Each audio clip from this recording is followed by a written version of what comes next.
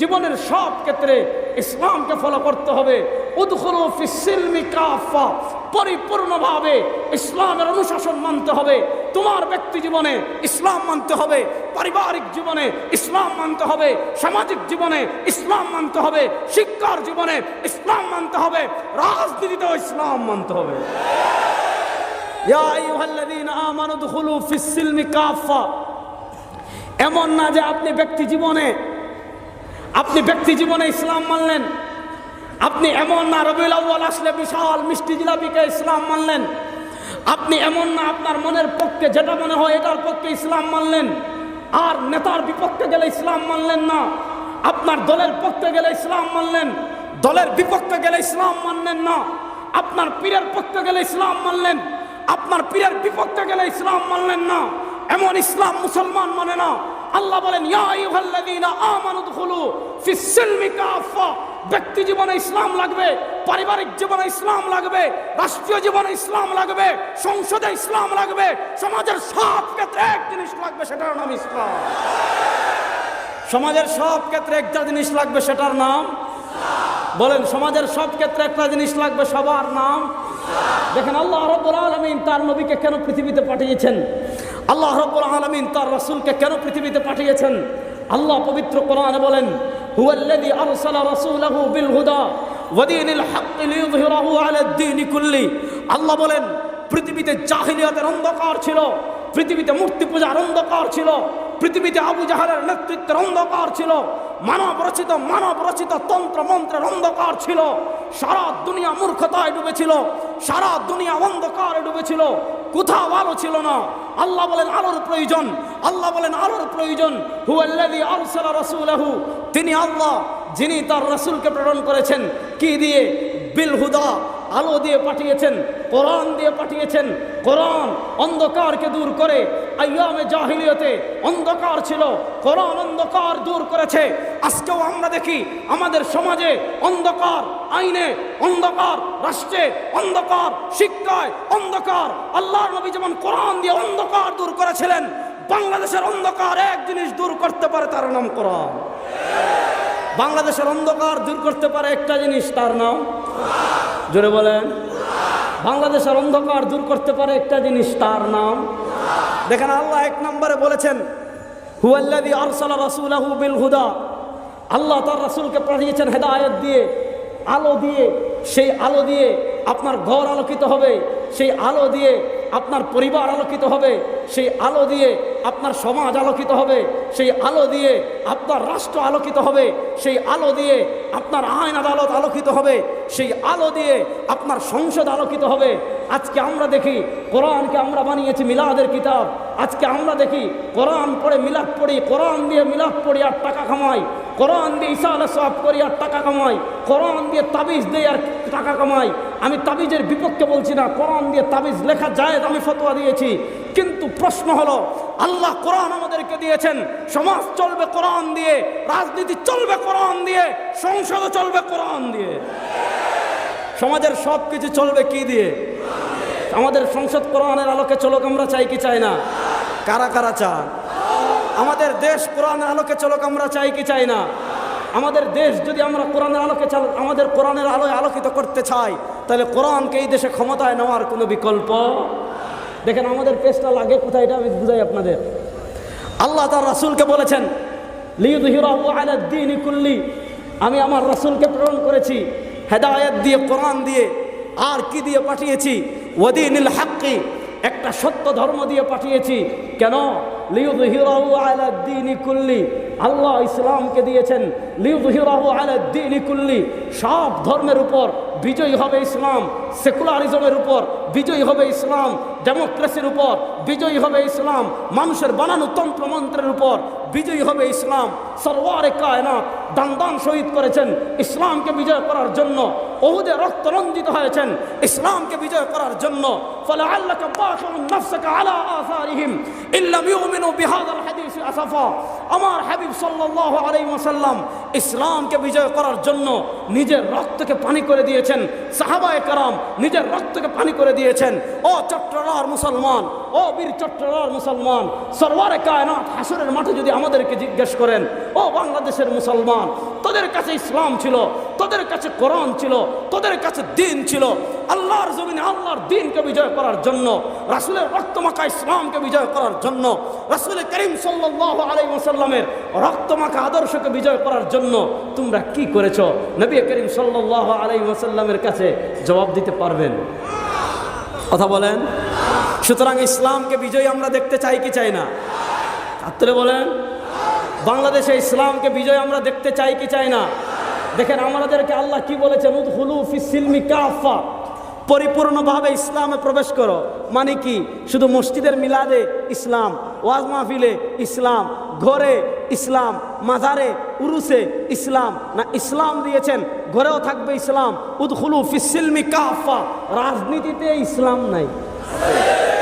পয়েন্টটা বুঝেন, উদখুলু ফিস সিলমি কাফা, পরিপূর্ণভাবে ইসলামে প্রবেশ করো। বুঝা গেল ইসলামের সব মানবেন। আর রাজনীতিতে যারা, ওই যে নবী করিম সাল্লাল্লাহু আলাইহি ওয়াসাল্লাম কিয়ামতের একটা আলামত বলেছেন, নবী করিম সাল্লাল্লাহু আলাইহি ওয়াসাল্লাম হাদিসে বলেন, সায়াতি আলান নাসি সানাওয়াতুন খাদ্দাআত ইউসাদ্দাকু ফিহা আল কাযিব ওয়া ইউকাযযাবু ফিহা আস-সাদিক। কিয়ামতের একটা আলামত নবী করিম সাল্লাল্লাহু আলাইহি ওয়াসাল্লাম বলেন, আমার উম্মার একটা আলামত, আমার উম্মার উপর এমন একটা সময় আসবে, আমার উম্মার উপর এমন একটা কাল আসবে, সায়াতি আলান নাসি সানাওয়াতুন খাদ্দাআত, অনেকগুলো বাজে বছর আসবে, অনেকগুলো ধোঁকার বছর আসবে। কি হবে? ইউসাদ্দাকু ফিহা আল কাযিব, সত্যবাদী মিথ্যাবাদী হয়ে যাবে, ওয়া ইউকাযযাবু ফিহা আস-সাদিক, মিথ্যাবাদী সত্যবাদী হয়ে যাবে।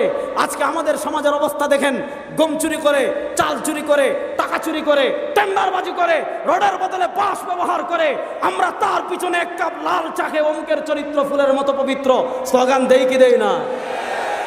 সুতরাং এবার বলেন, আমাদের রাজনীতিতে আমরা ইসলামকে বিজয়ী দেখতে চাই কি চাই না? আমাদের রাজনীতি কোরআন সুন্নাহর আলোকে হওয়ার প্রয়োজন আছে না নাই?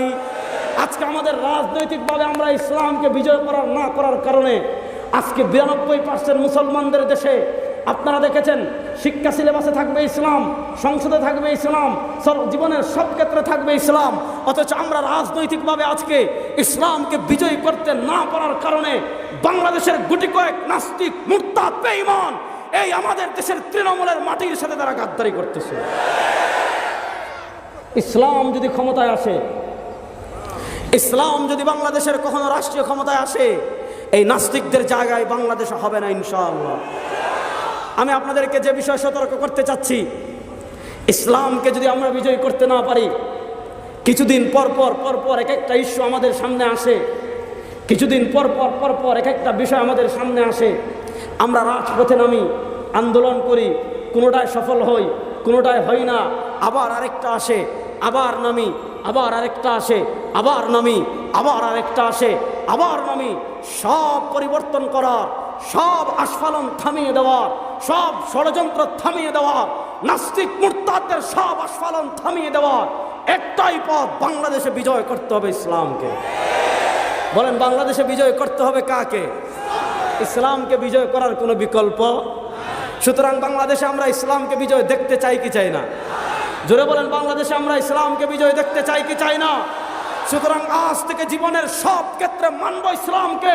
ইসলামকে বাদ দিয়ে মানুষের বানানো কোনো তন্ত্রমন্ত্র আমরা বিশ্বাস করব না। দেখেন, আমি একটা বিষয়ে কথা বলবো খুব সংক্ষিপ্তভাবে, সময় কম। আজকে আমাদের দেশে ওই যে হাদিসে আছে না, কিয়ামতের আগে মানুষ ইমান হারা হয়ে যাবে, জানবে না। ইউসবিহুর রাজুলু ফিহা মুমিনা ওয়া ইউমসি কাফিরা ওয়া ইউমসি মুমিনা ওয়া ইউসবিহু কাফিরা।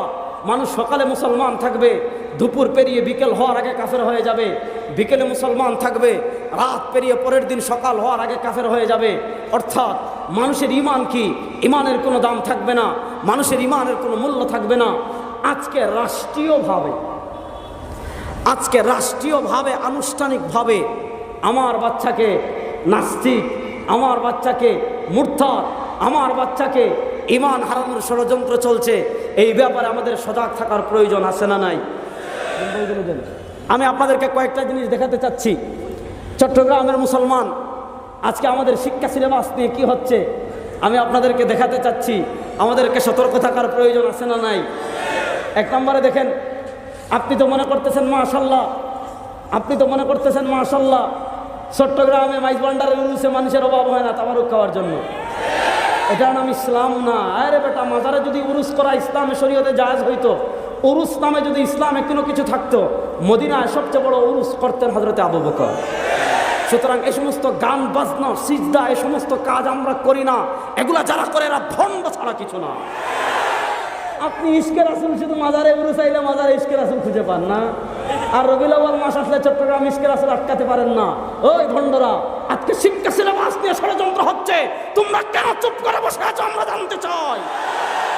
সরওয়ারে কায়নাতের শান মানে যখন নাস্তিক মুরতাদ সরওয়ারে কায়নাতের ইজ্জতের উপর আঙ্গুল তুলে, কেন তোমরা চুপ করে ঘরে বসে থাকো আমরা জানতে চাই।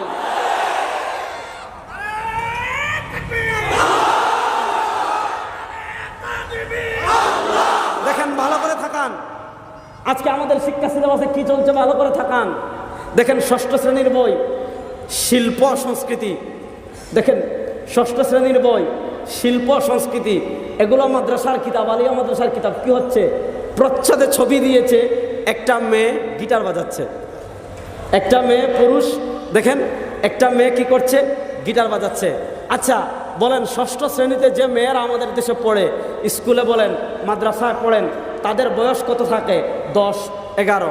আচ্ছা বলেন, আমাদের দেশের যে সকল মেয়েরা স্কুলে পড়ে তাদের 1% কি গিটার বাজায়? আচ্ছা বলেন, গিটার বাজানো হালাল না হারাম? গান বাজনা হালাল না হারাম? এবার বলেন, আমাদের দেশের 1% মেয়ে গিটার বাজায় না, আমাদের দেশের 1% মা গিটার না হারমোনিয়াম বাজায় না, অথচ আমাদের শিক্ষা সিলেবাসে দেখেন 1 নম্বরে দিয়েছে শিল্প সংস্কৃতি বই, বইয়ের প্রচ্ছদে দিচ্ছে ছবি, একটা মেয়ে হারমোনিয়াম বাজাচ্ছে। আচ্ছা এটা দিয়েছে, তারপরে দেখেন আরও কত ভয়ঙ্কর কথা তারা লিখেছে, আমি আপনাদেরকে একটু পড়ে শোনাই। দেখেন তারা আমাদের বাচ্চাদেরকে কি শিখাচ্ছে। দেখেন এই বইয়ের 21 নম্বর পৃষ্ঠায় একটা তারা এনেছে, নব আনন্দে জাগে, নব আনন্দে জাগে।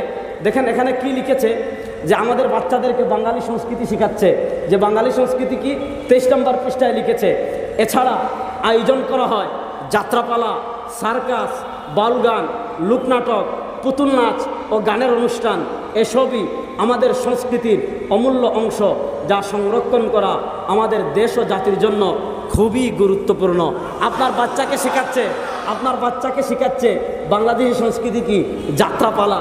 আপনি ইউটিউবে সার্চ দেন, আপনি গুগলে যাত্রাপালা লিখে সার্চ দেন, কি পরিমাণ নোংরামি হয়, কি পরিমাণ অশ্লীলতা হয়। আপনার বাচ্চাকে নামাজকে সংস্কৃতি শেখাচ্ছে না, ওয়াজ মাহফিলকে সংস্কৃতি শেখাচ্ছে না, দিন পালনকে সংস্কৃতি শেখাচ্ছে না। আপনার বাচ্চাকে শেখাচ্ছে কি, শেখাচ্ছে যাত্রাপালা সংস্কৃতি, বাউল সংস্কৃতি, লোকনাটক সংস্কৃতি, পুতুল নাচ সংস্কৃতি, গানের অনুষ্ঠান সংস্কৃতি, এবং লিখছে এটা আমাদের বাঙালি সংস্কৃতির অন্যতম একটা অংশ। আপনারা কি চান আপনার বাচ্চা সংস্কৃতির নামে বাউল হোক, আপনার বাচ্চা সংস্কৃতির নামে যাত্রাপালা হোক? যারা যাত্রাপালাকে এই দেশে প্রতিষ্ঠা করতে চাইবে, যারা বাউল গানকে এই দেশের মানুষ এই দেশে প্রতিষ্ঠা করতে চাইবে, বাংলাদেশের মানুষদেরকে হিন্দুস্তান পাঠিয়ে দিবে। সোনার বাংলাদেশে তাদের জায়গা হবে না ইনশাআল্লাহ।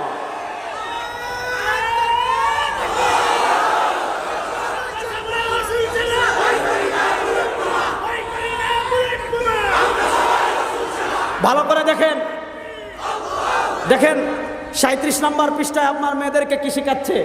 দেখেন আপনারা, একটা মেয়ে বসে আছে, একটা মেয়ে হারমোনিয়াম বাজাচ্ছে, এবং এটা কি মানি গান শেখার বই নাকি সংস্কৃতির বই? দেখেন এখানে লিখছে সঙ্গীত। এই যে দেখেন 38 নম্বর পৃষ্ঠা, এখানে লিখেছে সঙ্গীত, নাচ আর অভিনয় এরা পরস্পরের আত্মার আত্মীয়। সঙ্গীতের সাথে যেমন সম্পর্ক রয়েছে নাচের, তেমনি নাচের সাথে আবার শরীরের মিল রয়েছে অভিনয়ের। আপনার মেয়েকে শেখাচ্ছে সঙ্গীত, নাচ, অভিনয় এরা এক একটা আত্মার আত্মীয়। তুমি সঙ্গীত গাইতে হলে নাচতে হবে, নাচতে হলে অভিনয় করতে হবে। দেখেন এখানে ছবি দিয়েছে, 2টা মেয়ে নাচতেছে, দেখতেছেন নি? দেখেন আপনার মেয়েকে শেখাচ্ছে কেমনে নাচবেন। এই যে 2টা মেয়ে নাচতেছে, এখানে দেখেন 2টা ছেলে নাচতেছে। এরপরে আপনার একদম এই যে দেখেন এই পৃষ্ঠায় এসে আমি একদম এটা ক্রস করে দিয়েছি, দেখেন আমি একদম কালি দিয়ে ক্রস করে দিয়েছি। এই পৃষ্ঠায় এসে সংস্কৃতি শেখাচ্ছে আপনার বাচ্চাদের। একটা ছেলে কি করছে? ঢোল বাজাচ্ছে, তবলা বাজাচ্ছে। আচ্ছা বলেন, আমাদের দেশের 1%, 100% ছেলেদের ভিতর 1% ছেলে কি ঢোল বাজায়? এটা এই বাংলাদেশ ঢোলের সংস্কৃতির বাংলাদেশ না, এই বাংলাদেশ আল্লাহু আকবারের সংস্কৃতির বাংলাদেশ। এই বাংলাদেশ ঢোলের সংস্কৃতির বাংলাদেশ না, এই বাংলাদেশ লা ইলাহা ইল্লাল্লাহর সংস্কৃতির বাংলাদেশ। লা ইলাহা ইল্লাল্লাহর সংস্কৃতিকে যারা রুখে দিতে চাইবে, বাংলাদেশের জনগণদেরকে দেশ থেকে বের করে দিবে ইনশাআল্লাহ।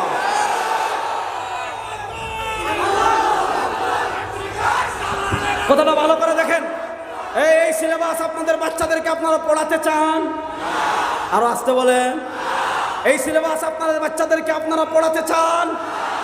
আমাদের ইসলামী আন্দোলনের অঙ্গ সংগঠন জাতীয় উলামা, আমাদের ইসলামী আন্দোলনের অঙ্গ সংগঠন জাতীয় শিক্ষক ফোরামের সেমিনারে আমাদের আসিফ মাহতাব স্যার এই যে 7ম শ্রেণীতে তারা শরীফ শরীফার গল্প লিখেছে সেইটা প্রতিবাদ করেছিলেন। শুধু শরীফ শরীফার না, আজকে বইয়ের পাতাশিরা হচ্ছে। যদি এগুলা পরিবর্তন না করেন, বাংলাদেশের মানুষ এগুলা যারা লিখেছে তাদেরকে ছেড়ে ফেলবে ইনশাআল্লাহ। ইনশাআল্লাহ। দেখেন দুটা জিনিস দেখালাম, আরেকটা জিনিস আমি আপনাদেরকে দেখাই। এই যে দেখেন স্বাস্থ্য সুরক্ষা, এগুলো আমাদের পাঠ্য বই। এগুলা পাঠ্য বই নাকি নর্তকীদের বই আমি পার্থক্য খুঁজে পাই নাই। মানে এগুলাকে বাচ্চাদেরকে মানুষ বানানোর জন্য, বাংলাদেশ বাচ্চাদেরকে মানে সৎ আদর্শ নেক বানানোর জন্য, সুনাগরিক বানানোর জন্য, নাকি বাচ্চাদেরকে মানে ফ্রি মিক্সিং শেখানোর বই, এটা আমি পার্থক্য করতে পারি নাই। দেখেন স্বাস্থ্য সুরক্ষা জাতীয় শিক্ষাক্রম পাঠ্যপুস্তক বোর্ড, এগুলো মাদ্রাসার বই। দেখেন একটা মেয়ে, দেখেন 2টা মেয়ে দাঁড়িয়ে আছে আর একটা মেয়ে লাফাচ্ছে। আচ্ছা বলেন এই ধরনের লাফালাফি আমাদের দেশের কয় পার্সেন্ট মেয়ে করে? 1%ও করে? আচ্ছা এগুলা তো করছে। মানে এখানে স্বাস্থ্য সুরক্ষার নামে কি জঘন্য কথা। দেখেন 41 নম্বর পৃষ্ঠায় এখানে শিরোনাম দিয়েছে আমার কৈশোরের যত্ন। দেখেন আমি ছবিটা ক্রস করে দিয়েছি। কি দেখাচ্ছে? 2টা মেয়ে, এই দেখেন ব্রিজের ওপারে তারা যখন ছোট একে অপরের বন্ধু, ব্রিজের মধ্যখানে তারা কৈশোর, একে অপরের বন্ধু, তারা যৌবনে চলে আসছে, এখনো তারা একে অপরের বন্ধু। ছেলেটা মেয়ের ওড়না ধরে আছে, দেখেন ছেলেটা মেয়ের কি ধরে আছে? ওড়না ধরে আছে। আচ্ছা বলেন একটা ছেলে ছোটবেলায়ও বন্ধু, মধ্যবেলায়ও বন্ধু, যৌবনেও বন্ধু, মেয়ের ওড়না ধরে আছে, এগুলা কি বাংলাদেশি সংস্কৃতি না ইউরোপিয়ান সংস্কৃতি? ইউরোপিয়ান সংস্কৃতি এই দেশে চলতে দেওয়া হবে না ইনশাআল্লাহ। ইউরোপিয়ান সংস্কৃতি দেশে যারা আমদানি করতে চাইবে তাদেরকে প্রতিহত করা হবে ইনশাআল্লাহ। দেখেন তারপরে কি লিখেছে, আমি আপনাদেরকে সব যদি পড়ে শোনাই, এগুলা কিছু বিষয় এমন আছে যেগুলো পড়ার যোগ্য না, মানে এতটা অশ্লীল ভাষা, মানে এগুলো লেখার যোগ্য না। দেখেন 56 নম্বর পৃষ্ঠায় শিরোনাম দিয়েছে চলো বন্ধু হই। মানে এটা ছেলে মেয়ে চলো বন্ধু হই। এখানে ছবি দিয়েছে একটা ছেলে রিক্সা চালাচ্ছে, এই সাইকেল চালাচ্ছে, আরেকটা মেয়ে সাইকেল চালাচ্ছে, একজন আরেকজনের পাশাপাশি। আচ্ছা বলেন আমাদের বাংলাদেশের 2% মেয়েরা কি সাইকেল চালায়? আর ছেলে মেয়ে একসাথে আপনারা চট্টগ্রামে কয়জনকে দেখেছেন সাইকেল চালায়? আমি তো সিলেট দেখিনি, আপনারা দেখেছেন? অথচ আপনার মেয়েকে শেখাচ্ছে চলো বন্ধু হই, আপনার ছেলেকে শেখাচ্ছে মেয়েকে সাথে নিয়ে সাইকেল চালাবা, আপনার মেয়েকে শেখাচ্ছে ছেলেকে সাথে নিয়ে সাইকেল চালাবা। এরপর কত জঘন্য কথা। আমি শুধু এটা পড়ে আরও সামনের দিকে আগাচ্ছি, সময় কম। মাদানী সাহেব হুজুর আসবেন, তিনি দেশ জাতির উদ্দেশ্যে গুরুত্বপূর্ণ বক্তব্য রাখবেন। দেখেন এই বইয়ের এই 96 নম্বর পৃষ্ঠায় আপনার ছেলে মেয়েকে কী শেখাচ্ছে শুনেন। আমি কারো সাথে নিরাপদ ও স্বস্তিবোধ করছি কিনা, মানে ছেলে মেয়েকে শেখাচ্ছে তুমি তোমার বন্ধুর সাথে নিরাপদ এবং স্বস্তিবোধ করছো কিনা শেখানোর জন্য। দেখেন 96 নম্বর পৃষ্ঠায় লিখেছে আমি কারো সাথে নিরাপদ ও স্বস্তিবোধ করছি কিনা বোঝার অন্যতম উপায় হলো তারা আমাকে কিভাবে স্পর্শ করে। 2 ধরনের স্পর্শ রয়েছে, নিরাপদ স্পর্শ, অনিরাপদ স্পর্শ। যে কেউ যদি তোমাকে স্পর্শ করে, একটা নিরাপদ আর হলো অনিরাপদ। নিরাপদ অনিরাপদ বুঝবা কেমনে? লিখছে নিরাপদ স্পর্শ আমার ব্যক্তিগত সীমানা ঘিরে থাকা অদৃশ্য বাবল ফুটিয়ে দেয় না। নিরাপদ স্পর্শ হলো আমার ব্যক্তিগত সীমানা যেটা আছে ওটার সীমা লঙ্ঘন করে না। নিরাপদ স্পর্শে আমার অস্বস্তি অনুভব হবে না। নিরাপদ স্পর্শ এমন হতে পারে আমার মা আমাকে জড়িয়ে ধরলো, ক্লাসে ভালো করায় আমার শিক্ষক আমার মাথায় হাত বুলিয়ে দিলেন, বিশ্বস্ত বন্ধুর হাত ধরে ঘুরে বেড়ালাম। নিরাপদ স্পর্শ শেখাচ্ছে আপনার মেয়েকে যে বিশ্বস্ত বন্ধুর হাত ধরে ঘুরে বেড়ালাম, এটার নাম নিরাপদ স্পর্শ। এরপরে আরো ভয়ঙ্কর কথা শুনেন। এক একজনের সাথে নিরাপদ স্পর্শ এক এক ধরনের হয়। আমার মা কপালে চুমু দিলেও, এরপরে লিখছে আমি হয়তো আমার বন্ধুকে চুমু দিতে দিব না, আমি হয়তো আমার বন্ধুকে চুমু দিতে দিব না, তবে সে একই বন্ধুর হাত ধরে ঘুরতে হয়তো আমার অস্বস্তি লাগবে না। যদি আমার বন্ধুকে আমি চুমু দিতে নাও দেই, হয়তো যদি চুমু দিতে নাও দেই, তাহলে তার হাত ঘুরে বেড়াতে আমার কোনো অস্বস্তি হবে না। আপনারা কি ফ্রি মিক্সিং শেখাতে চাচ্ছেন? শিক্ষার নামে এই দেশে ফ্রি মিক্সিং চালু করতে চাচ্ছেন? আমার দেশের বাংলাদেশে যে সভ্যতা রয়েছে, ইসলামের পর্দা মানবতার যে সভ্যতা রয়েছে, সেই পর্দাকে তুলে দিয়ে ইউরোপিয়ান ফ্রি মিক্সিং কে যদি শিক্ষার নামে চালু করতে চান, পীর সাহেব চরমনায় সৈনিকেরা সেটা প্রতিহত করবে ইনশাআল্লাহ।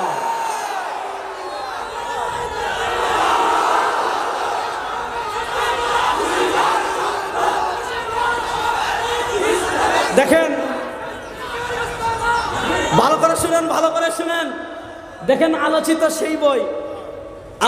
সেই বই ইতিহাস ও সামাজিক বিজ্ঞান 7ম শ্রেণী, এখানে তারা কি লিখেছে? আপনাকে মন খোলা খাওয়াচ্ছে। তো যারা মন খোলা খাওয়াতে চায়, আমি তাদেরকে বলি যে তোমরা মনে করো শরীফ নিজেরা মনে মনে শরীফা ভাবছে, বস শরীফা হয়ে গিয়েছে। আমি ওই কুলাঙ্গার জানোয়ারদেরকে জিজ্ঞেস করি, দেখি তোমরা মনে মনে ভাবো তোমরা কুত্তা, দেখো কুত্তা হতে পারো কিনা। দেখি তোমরা মনে মনে ভাবো তোমরা শিয়াল, দেখো শিয়াল হতে পারো কিনা। দেখি তোমরা মনে মনে ভাবো তোমরা ইঁদুর, বিড়াল, কুত্তা, গাধা, দেখি গাধা হতে পারো কিনা। দেখেন, আমি আপনাদেরকে মূল থেকে একটা জিনিস বুঝাই, তাহলে পরে আলোচনা বুঝবেন। পৃথিবীর প্রথম মানুষ আদম। বলেন, পৃথিবীর প্রথম মানুষ লাম্মা খালাকাল্লাহু আদম। ইমাম বুখারী রাহমাতুল্লাহ আলাইহি সহিহ বুখারীতে হাদিস এনেছেন, লাম্মা খালাকাল্লাহু আদম, আল্লাহ রাব্বুল আলামিন যখন আদমকে তৈরি করেছেন, আল্লাহ রাব্বুল আলামিন যখন আদমকে সৃষ্টি করেছেন, ওয়া কানা তুলুহু 60 যিরাআ, আদম আলাইহিস সালাতু ওয়াস সালাম 60 হাত লম্বা ছিলেন। কয় হাত? ফালাম ইয়াজালিল খালক ইয়ানকুসু হাত্তা আন। পৃথিবীর বয়স সামনে গিয়েছে, মানুষ আস্তে আস্তে খাটো হয়েছে। এখন আমরা যারা চট্টগ্রামের এই জামিয়াতুল ফলাহে হাজার মুসলমান আমরা জমা হয়েছি, আমরা প্রত্যেকেই নিজের হাতে 3.5 হাত। প্রত্যেকেই নিজের হাতে কয় হাত? 3.5 হাত। ভালো করে বুঝেন, পৃথিবীর প্রথম মানুষ আদম।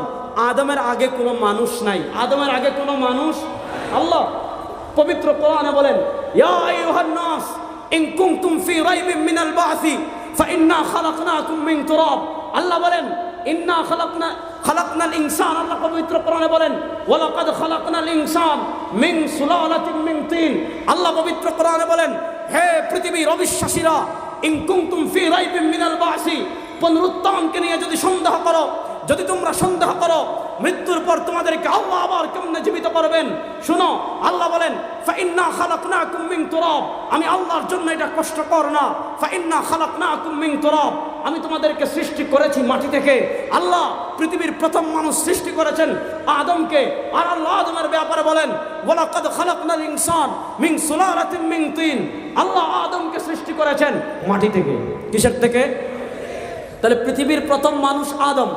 বলেন, পৃথিবীর প্রথম মানুষ, মুখ খুলে বলেন, পৃথিবীর প্রথম মানুষ, পৃথিবীর প্রথম মানুষ আদম। কার থেকে? মাটি থেকে। বলেন, পৃথিবীর প্রথম মানুষ আদম। বলেন, আদম আলাইহিস সালাতু ওয়াস সালামের আগে পৃথিবীতে কোনো মানুষ ছিল? তাহলে বলেন আমরা কার থেকে? আদম থেকে। বলেন, আমরা কার থেকে? ওয়া কানা তুলুহু 60 যিরাআ। আদম আলাইহিস সালাম 60 হাত লম্বা ছিলেন। আল্লাহ পৃথিবীতে প্রথম মানুষ হিসাবে সৃষ্টি করেছেন আদমকে। আদমের জেন্ডার ছিল তিনি পুরুষ। হযরতে আদম জান্নাতে ঘুমিয়ে আছেন। আল্লাহ তার বাম পাঁজর থেকে হাড্ডি নিয়েছেন। আল্লাহ আদমের বাম পাঁজরের হাড্ডি দিয়ে সৃষ্টি করেছেন হাওয়াকে। পৃথিবীর প্রথম নারী হলেন হাওয়া, তার লিঙ্গ হলো মহিলা। পৃথিবীর প্রথম মানুষ আদম, পৃথিবীর প্রথম বেটা আদম, পৃথিবীর প্রথম মহিলা হাওয়া। আদমের আগে পৃথিবীতে কোনো পুরুষ ছিল না। আদমের আগে পৃথিবীতে কোনো মহিলা ছিল না। আজকে যারা আমাদের বাচ্চাদেরকে বিবর্তনবাদ শিখাতে চাইবে, আজকে যারা আমাদের বাচ্চাদেরকে তোমার ডানভিজের বিবর্তনবাদ শিখাতে চাইবে, যারা এইটা শিখাতে চাইবে আমরা বানর থেকে এসেছি, আদম থেকে না, বাংলাদেশের মানুষদেরকে জঙ্গলে পাঠিয়ে দিবে ইনশাআল্লাহ। তাহলে বলেন, পৃথিবীর প্রথম মানুষ আদম। বলেন, পৃথিবীর প্রথম মানুষ আদম থেকে হাওয়া, আদম থেকে। তাহলে আদমের জেন্ডার তিনি পুরুষ। হাওয়ার জেন্ডার, তিনি মহিলা। এই মানুষের জেন্ডার দুইটা, হয় পুরুষ না হলে মহিলা। থার্ড জেন্ডার, তৃতীয় লিঙ্গ বলতে কিচ্ছু ইসলামে নাই। বলেন, তৃতীয় লিঙ্গ বলতে কিচ্ছু ইসলামে, আরো কথা কয় না চট্টগ্রামের মুসলমান, বদ্দারা জুড়ে কোন, তৃতীয় লিঙ্গ বলতে ইসলামে কিছু। তাহলে বলতে পারেন হুজুর হিজড়ারা কি? আমাদের হাকিমুল উম্মাত মুজাদ্দিদে দ্বীন ও মিল্লাত আল্লামা আশরাফ আলী থানভী রাহিমাহুল্লাহ, ওনারা হিলাতুন নাজিদা বিস্তারিত আলোচনা করেছেন, সেদিকে আমি যাচ্ছি না। হিজরা যারা আরবিতে বলা হয় খুনসা, আপনি ফিকহে মুকাররন বলেন, ফিকহে মুজাররাদ বলেন, ফিকহে মুদাল্লাল বলেন, আলহামদুলিল্লাহ 4 মাযহাবের ফিকহ সম্পর্কে আমার জানা আছে, পড়াশোনা আছে। আপনি খুলে দেখেন হিজরার আহকামাদি সব কিতাবে লেখা আছে। হিজরার ভিতরে যদি পুরুষের আলামত পাওয়া যায়, দাড়ি গজায়, শরীর শক্ত হয়, স্বর আমাদের মতো কর্কশ হয়, মহিলাদের মতো মোলায়েম না হয়, যদি হিজরার ভিতর পুরুষের আলামত পাওয়া যায়, সে হিজরা হবে পুরুষের হুকমে। যদি তার ভিতর মহিলার আলামত পাওয়া যায়, সে গর্ভবতী হয়ে যায়, তার মাসিক ঋতুস্রাব হয়, তার শরীর নরম হয়, তার কণ্ঠটা মোলায়েম হয়, তার ভিতর যদি মহিলার আলামত পাওয়া যায়, সে হবে মহিলাদের হুকমে, কখনো সে থার্ড জেন্ডার না। হযরত আলী রাদিয়াল্লাহু তাআলার কাছে এরকম একটা মাসআলা আসছিল, কিছু আলামত দেখলে ওই হিজরাকে মনে হয় পুরুষ, আবার কিছু আলামত দেখলে ওই হিজরাকে মনে হয় মহিলা। হযরত আলী রাদিয়াল্লাহু তাআলা আনহুর কাছে সমাধানের জন্য এসেছে। হযরত আলী রাদিয়াল্লাহু তাআলা আনহু সমাধান দিলেন, এক কাজ করো, তার পাঁজরের হাড় গোনো। অর্থাৎ পুরুষকে ওই যে আল্লাহ হাওয়াকে আদমের একটা পাঁজরের হাড় নিয়ে সৃষ্টি করেছেন, এজন্য আমাদের সবার বাম পাঁজরের হাড় একটা কম, আমাদের সবার বাম পাঁজরের হাড় একটা। হযরত আলী রাদিয়াল্লাহু তাআলা আনহু বললেন, তার পাঁজরের হাড় গোনো, যদি হাড় একটা কম দেখো বুঝবা পুরুষ, আর যদি হাড় সমান সমান দেখো বুঝবা মহিলা। তাহলে বোঝা গেল ইসলামের থার্ড জেন্ডার বলতে কিচ্ছু নাই। ইসলামের জেন্ডার দুইটা, হয় হবে পুরুষ না হয় মহিলা। থার্ড জেন্ডার যেখানে ইসলামে নাই, সেখানে ট্রান্সজেন্ডার এটা পরিষ্কার শিরকে আকীদা। যারা ট্রান্সজেন্ডারকে প্রমোট করবে, যারা ট্রান্সজেন্ডারের প্রতি নমনীয় হবে, যারা ট্রান্সজেন্ডারকে বিশ্বাস করবে, সব কাফের কাফের কাফের। ইসলামের ট্রান্সজেন্ডার বলতে কিচ্ছু, বলেন ইসলামের ট্রান্সজেন্ডার বলতে কিচ্ছু। আজকে দেখেন আমাদের শিক্ষা সিলেবাসে 2023-এ তারা ট্রান্সজেন্ডার এনেছিল। আমরা সারা দেশব্যাপী আন্দোলন করেছি। তারা প্রতিশ্রুতি দিয়েছিল চেঞ্জ হবে, শুধু শব্দটা চেঞ্জ করছে, গল্প পরিবর্তন করে নাই। শুধু ট্রান্সজেন্ডার শব্দ পরিবর্তন করে ট্রান্সজেন্ডারের জায়গায় শব্দ বসিয়েছে থার্ড জেন্ডার, কিন্তু গল্প সব আগের মতো আছে। কি গল্প? আমি আপনাদেরকে একটু মূল বই থেকে পড়ে শোনাই। দেখেন দেখেন এ বই 39 নম্বর পৃষ্ঠা, ইতিহাস ও সামাজিক বিজ্ঞান 7ম শ্রেণী। আচ্ছা, আমি 1 মিনিটে শেষ করছি। ইতিহাস ও সামাজিক বিজ্ঞান 7ম শ্রেণী। দেখেন এ বইয়ে লিখেছে, খুশি আপা বললেন, দেখেন পরের ক্লাসে খুশি আপা একজন অতিথিকে সঙ্গে নিয়ে এলেন। তিনি বললেন, ইনি ছোটবেলায় তোমাদের স্কুলে 7ম শ্রেণী পর্যন্ত পড়েছেন, আজ এসেছেন নিজের স্কুলটা দেখতে। সুমন জানতে চাইল, আপনার নাম কি? তিনি বললেন, আমার নাম শরীফা আক্তার। ঘুরতে আসে এই শরীফা, এরপরে শরীফার গল্প শুরু হয়েছে। শরীফা বললেন, যখন আমি তোমাদের স্কুলে পড়তাম তখন আমার নাম ছিল শরীফ আহমেদ। যখন আমি তোমাদের স্কুলে পড়তাম তখন আমার নাম ছিল শরীফ আহমেদ। আনু সিং অবাক হয়ে বলল, আপনি ছেলে থেকে মেয়ে হলেন কি করে? শরীফা বললেন, আমি তখনও যা ছিলাম এখনও তা আছি, নামটা কেবল বদলেছি। ওরা শরীফার কথা ঠিকঠাক বুঝতে পারলো না। আচ্ছা, এরপরের পৃষ্ঠায় আসছে শরীফার গল্প। শরীফা বলছেন, ছোটোবেলায় সবাই আমাকে ছেলে মনে করত।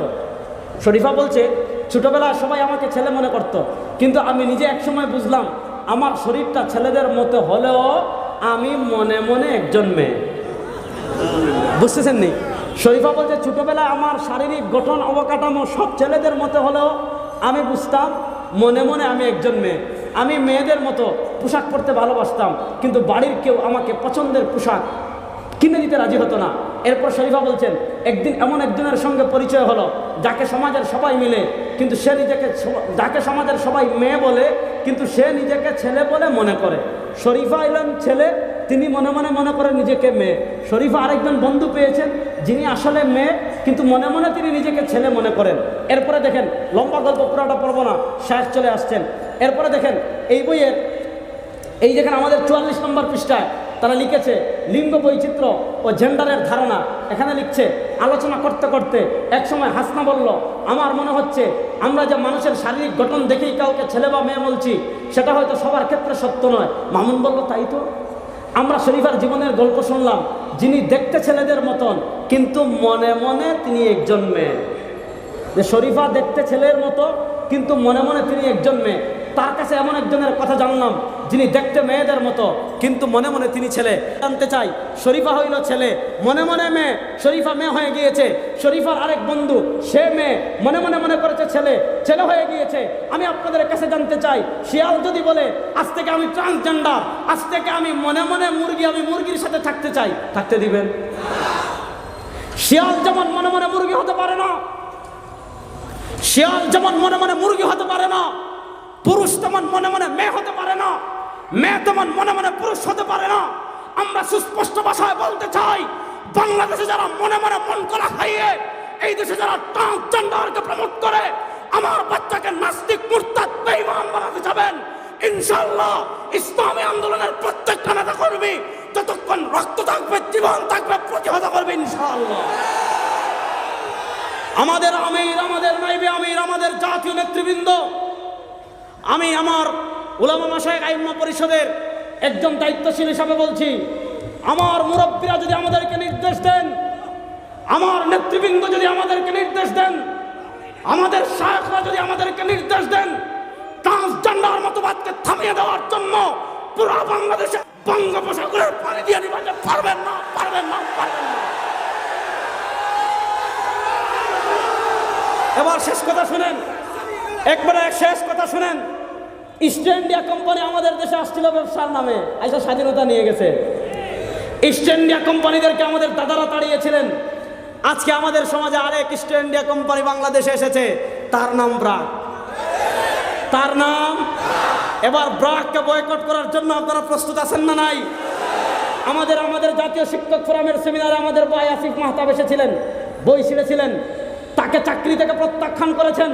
আমাদের শায়েখে চরমনাই হাফিজাহুল্লাহ স্পষ্ট ভাষায় বলেছেন, আমাদের জাতীয় নেতৃবৃন্দ বলেছেন, যদি আপনারা আমাদের সাথে খেলতে চান, ব্রাকের সাথে খেলার জন্য বাংলাদেশের তাওহীদি জনতা প্রস্তুত ইনশাআল্লাহ।